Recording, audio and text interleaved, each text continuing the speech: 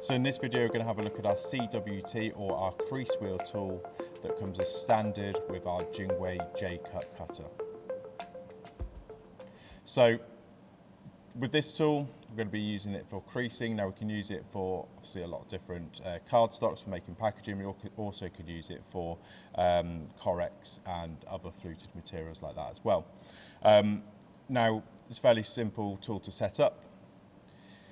So the actual wheel just pulls out like that and then it just slots back into place like that. You just have to line up these pins there, push in, and that's it. We have a few different crease wheels that come as standard. We get 4 with the actual machine itself. Now to load it, all we need to do is take out the crease wheel first. This is going to go in the K1 position. So I'm going to need to take my kiss cut out.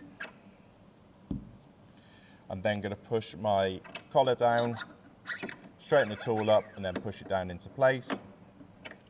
Turn it so it locks the pin into place. Then I'm going to get my crease wheel and I'm going to put it in. Now you can see at the moment it's difficult because the tool is that way around. So if I go to JWEI, and in JWEI I'm just going to press my up arrow, and now you'll see if it's the right way around, and I can push my tool into my crease wheel into place a lot easier, just like that.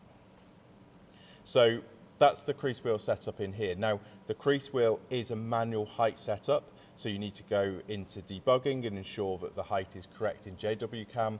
You also need to go to your tool configuration and make sure to tell the machine that in the K1 position we now actually have a wheel 1. But that's our CWT or our crease wheel tool for our JWEI JCut Cutter.